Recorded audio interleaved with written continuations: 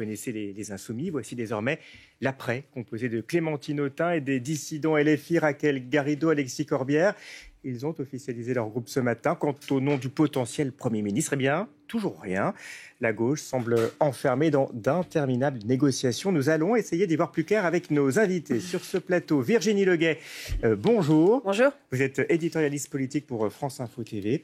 Et puis face à vous, William Tay, bonjour. Bonjour. Vous êtes président de Millénaire, un think tank plutôt gaulliste spécialisé en politique publique. Mais avant d'entendre vos analyses, eh bien, je vous propose de prendre la direction de l'Assemblée nationale pour rejoindre Majid Kiyad. Bonjour Majid. Et concrètement, on en est où à gauche alors ? Bonjour.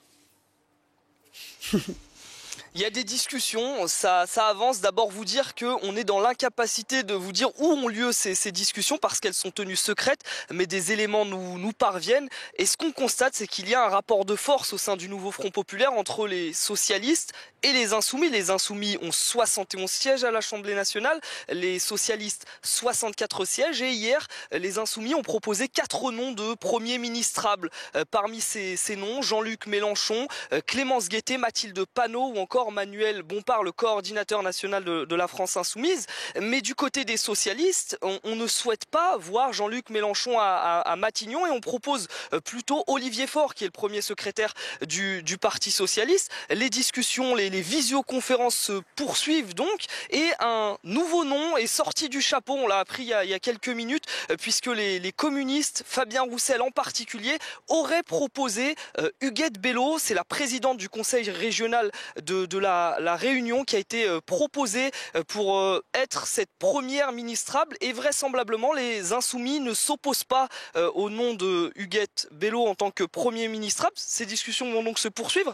Sur le timing, ça dure quand même beaucoup plus longtemps que prévu puisque tout au long de la semaine, les personnalités politiques du nouveau Front populaire nous disaient l'objectif c'est d'avoir un nom d'ici la fin de semaine et puis changement de ton ce matin, Manuel Bompard a expliqué qu'il ne souhaitait pas fixer de deadline à ce stade. Merci Majid, je rappelle que vous étiez en direct de l'Assemblée nationale. Merci à vous. Alors, on le voit, hein, pas de nom pour un Premier ministre, un nouveau groupe issu des dissidents de la France insoumise. Concrètement, il semble incapable de s'accorder, Virginie. C'est-à-dire que ce qui avait été mis sous le tapis pendant la campagne, parce qu'ils avaient refusé de donner un nom de Premier ministre en disant on verra, pressentant probablement que c'était là le plus difficile à faire. Et imaginant sans doute pas qu'ils arriveraient en tête, eh bien voilà, aujourd'hui ils sont au pied du mur. Et on voit bien que ça coince, et ça coince, j'allais dire presque de plus en plus. Quand on entend les 4 noms qui ont été proposés par la France Insoumise, Jean-Luc Mélenchon, dont tout le monde a dit qu'il n'en voulait pas, ou Mathilde Panot, Manuel Bompard ou Clémence Guettet, qui sont des très proches de Jean-Luc Mélenchon, on voit bien que la France Insoumise, et surtout, j'allais dire la frange de la France Insoumise qui est la plus mélenchoniste, elle fait le forcing jusqu'au bout. Mais en faisant le forcing, elle rend toute conciliation impossible. En face, les socialistes qui peut-être espèrent arriver à avoir un nombre équivalent de députés que la France Insoumise, ne cessent de dire, nous, on a notre candidat Olivier Faure, qui serait peut-être plus consensuel que ce que vous nous proposez. Donc chacun reste sur ses positions. On a l'impression que ça n'avance pas, que ça patine, que ça crispe de plus en plus.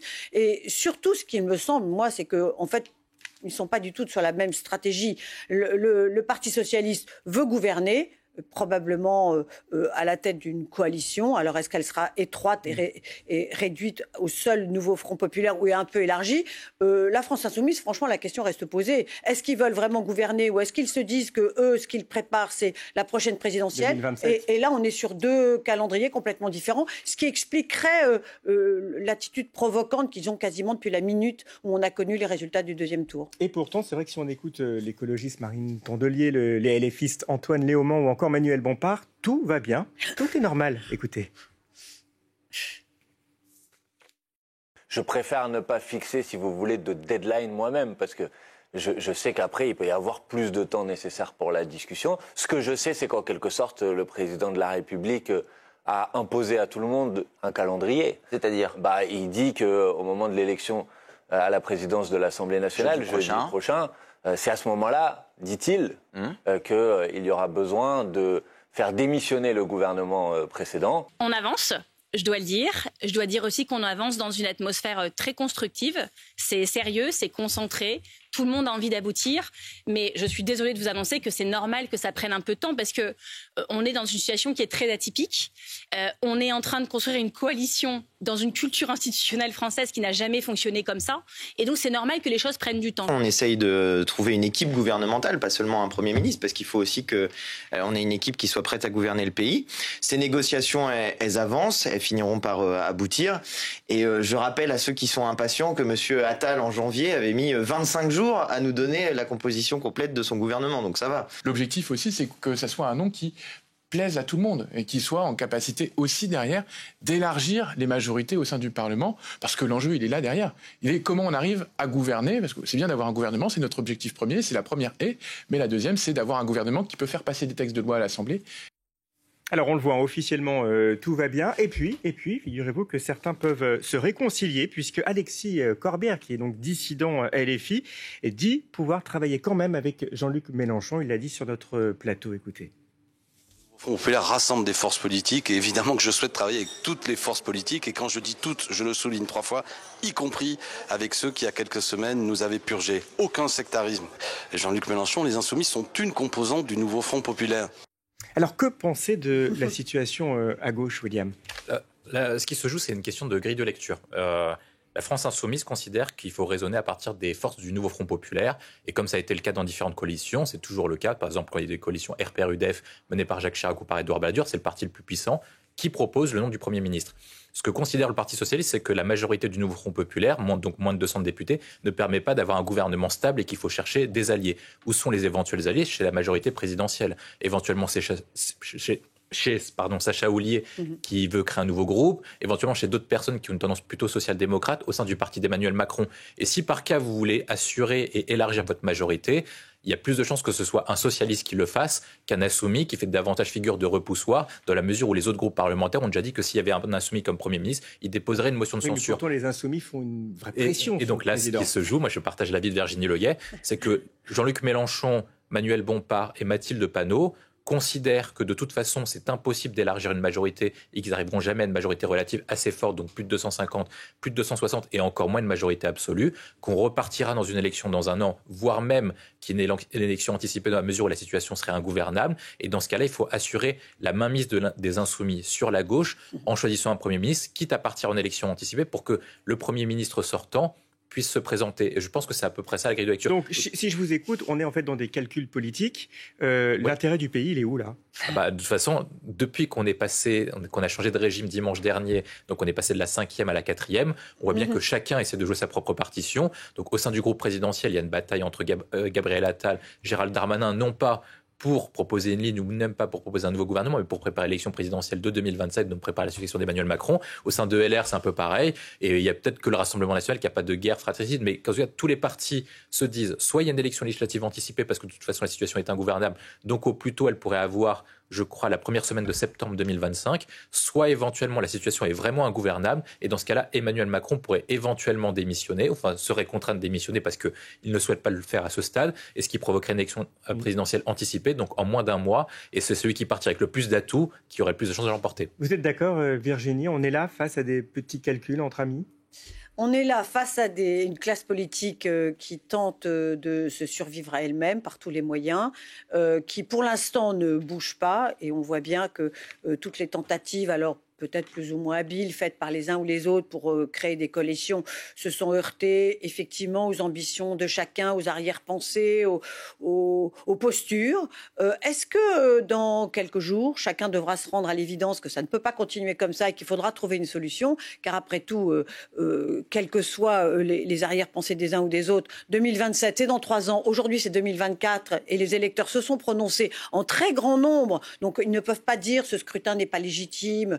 Ils s'appuient sur un très grand nombre d'électeurs. Donc, est-ce qu'ils ne vont pas être obligés, finalement, de se dire, bon, allez, on ravale notre orgueil. On se met autour de la table et on y va. On se met au boulot et on y va, quelles que soient nos inimitiés entre les uns ou les autres, mais on essaye de gouverner le pays. Alors, vous parliez des électeurs, justement. Qu'en pensent les Français de cette situation ?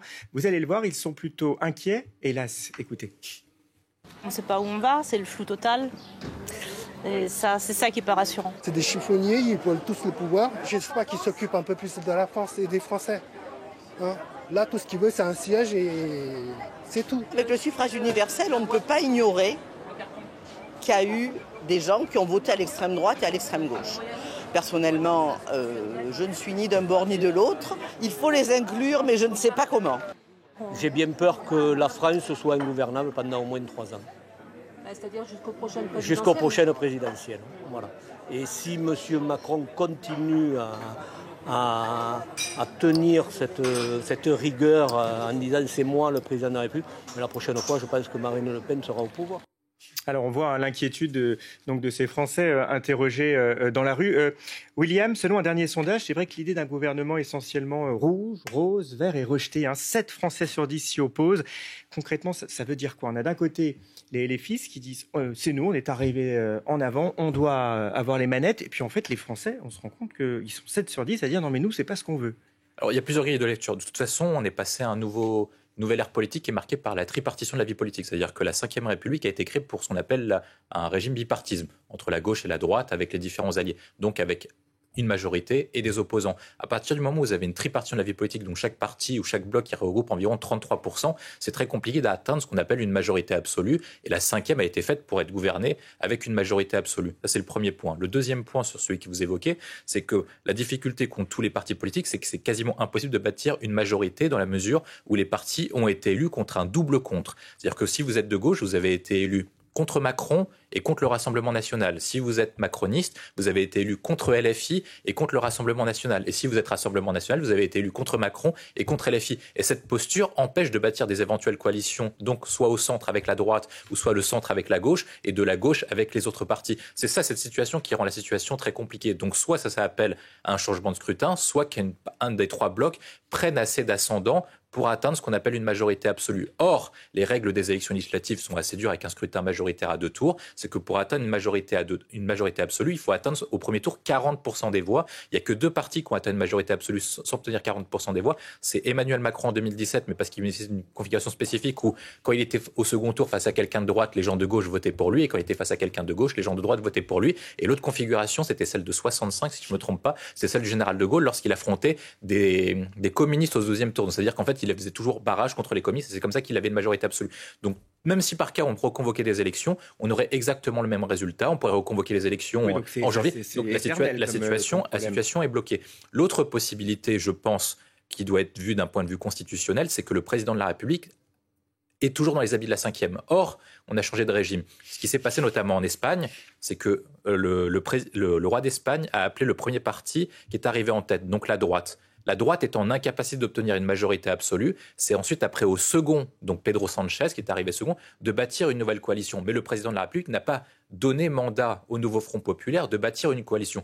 Je pense que d'un point de vue constitutionnel et d'un point de vue institutionnel, il aurait dû appeler le nouveau Front populaire à essayer de bâtir une majorité en vue de gouverner. Vraisemblablement, on aurait vu qu'il y aurait une motion de censure à la majorité absolue contre ce nouveau Front populaire, mais au moins les Français se seraient rendus compte qu'on a essayé de mettre un nouveau Front populaire, qu'il aurait été rejeté, ça aurait permis éventuellement de bâtir une coalition partant du centre-gauche au centre-droit. Rapidement, Virginie, Jean-Luc Mélenchon, Premier ministre, vous y croyez?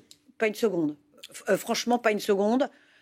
Peut-être je serai démentie dans les prochains jours, mais ça me paraît absolument inenvisageable. Trop clivant comme personnage. Tous les autres partis de gauche ont dit non et une grande partie des Français n'en veulent pas. Et les autres responsables de la classe politique ont dit que dans ces cas-là, ils voteraient une motion de censure. Donc je ne vois pas aucun chemin possible pour Jean-Luc Mélenchon, qui à mon avis le sait très bien, mais qui continue ce jeu de je crie plus fort, j'essaye d'enfoncer les portes, j'essaye même de marquer à l'oral ma suprématie, parce que peut-être que le 18, on verra bien, lorsque chaque député sera dans un groupe, les choses seront suffisamment rééquilibrées entre le Parti socialiste et la France insoumise pour que tout d'un coup, les immenses prétentions de la France insoumise s'en voient un petit peu réduites.